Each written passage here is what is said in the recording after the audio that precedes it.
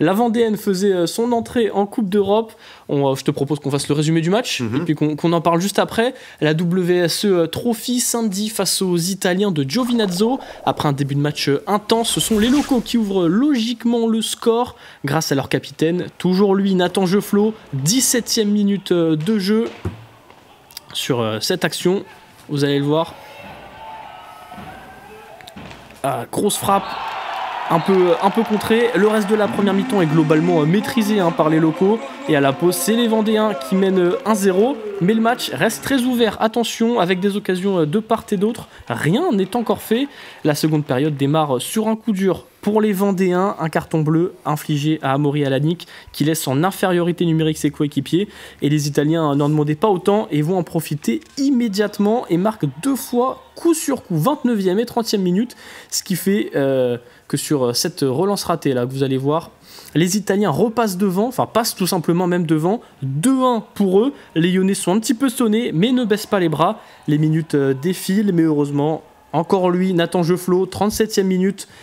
Et on approche de la fin de match, il inscrit à doubler et permet à son équipe d'aller chercher le match nul. Et malgré 2 périodes, en première mi-temps notamment de supériorité numérique qui aurait pu permettre aux Rouges et Noirs de prendre l'avantage, la finition n'était pas au rendez-vous.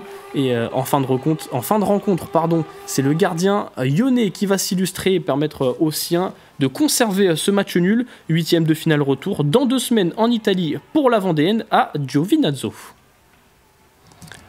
C'est ce match nul, Erwan, 2-2, un peu frustrant quand même pour les Lyonnais. Ouais, frustrant par rapport à la physionomie du match. Après, comme on disait en off, c'est vrai qu'ils ont joué mardi face à Kéver, qui a été un match où ils ont laissé beaucoup de force dans la bataille.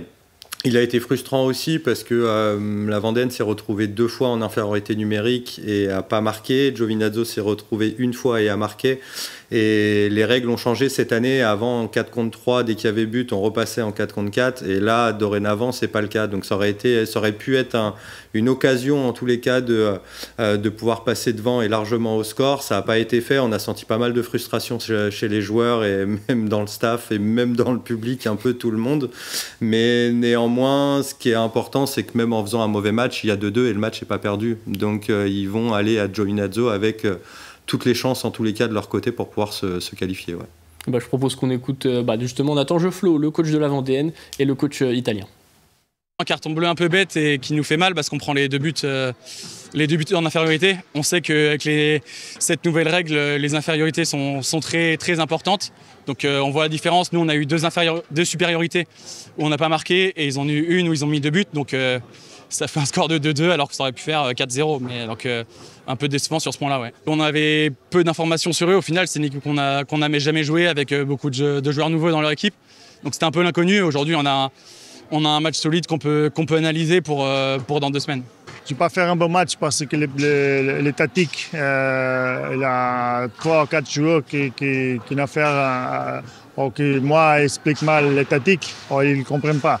C'est un jour que c'est pas mal pour nous en termes d'équipe, mais c'est contre une équipe qui joue des manoirs différents que l'équipe de France. Et c'est un match de Coupe d'Europe. Et voilà, le match de retour pour gagner et pour continuer en WS Trophy, que c'est un objectif de la saison. Nous venons de traverser une période un peu particulière en championnat, donc ce match était important pour nous permettre de nous relancer. On savait que cette confrontation se jouerait sur le long terme, sur les 2 matchs et sur l'ensemble des 100 minutes.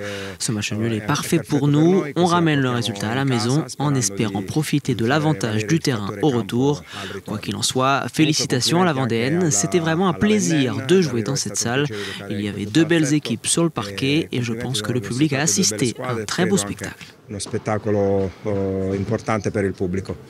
2 salles, 2 ambiances globalement. Les Italiens qui étaient contents de venir chercher ce match nul, qui reste sur un début de saison un peu compliqué. Puis les Lyonnais qui eux sont sur 6 matchs, 6 victoires, qui sont un peu déçus de laisser échapper ce match nul. Exactement, ouais, tout à fait. On retrouve, ils étaient dans des dynamiques qui étaient complètement différentes, mais néanmoins ça reste la Coupe d'Europe, ça reste des matchs qui sont extrêmement importants à jouer. Les joueurs les jouent à 100%, et du côté italien, il y a des très bons joueurs. Alors même s'ils n'ont pas une équipe de 8 joueurs entre guillemets homogènes, ils ont quand même un gros carré. Donc ils ont fait avec beaucoup d'expérience, donc ils ont fait le match qu'il fallait faire pour pouvoir, eux, se donner le maximum de chances de leur côté à domicile. Ouais.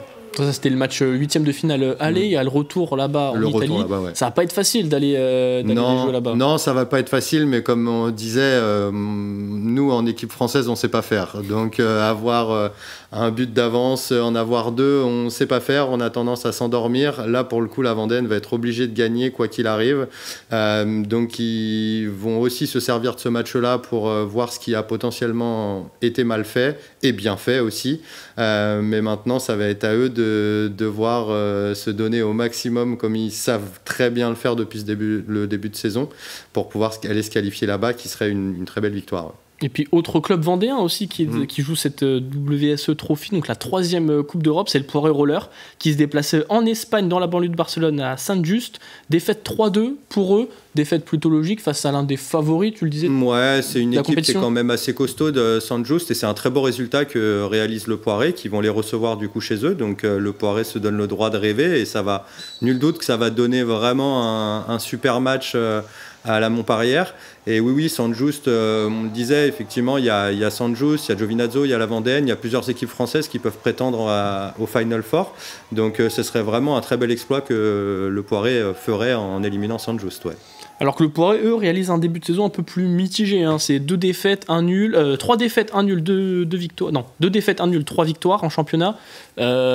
C'est un peu plus compliqué pour eux, là, ce début de saison. Oui, après, on a joué que 6 matchs. Le Poiré a rencontré aussi des grosses équipes. Ils sont 8e, mais on voit très bien dans le classement que ça s'est détaché. Il y a vraiment un groupe derrière avec des équipes qui sont à 0, 3 points, un groupe devant entre 8 et 10, 12 points, et puis un groupe encore devant avec au-delà des 15 points. Donc le Poiré sera dans la bataille toujours pour jouer le milieu de tableau. Ils ont une équipe aussi qui a pas mal changé avec l'apport de nouveaux joueurs. Donc le temps que la mayonnaise prenne, il va forcément y avoir un petit peu de temps, mais ils seront là. Il n'y a pas de doute, ils seront là. Un petit pronostic là pour les matchs retour à Giovinazzo et puis le Poiré qui accueille Saint-Just. Bon, on va être chauvin, on va dire que le Poiré va gagner au tir au but, ou même 4-2 à la maison sur une frappe à la dernière seconde, et puis la Vendéenne va aller gagner 8-2 à Giovinazzo parce que ça sera trop facile et qu'ils auront mis les ingrédients. Bon, on leur souhaite 8-2, on le souhaite aux 2 équipes vendéennes. C'est un bon résultat.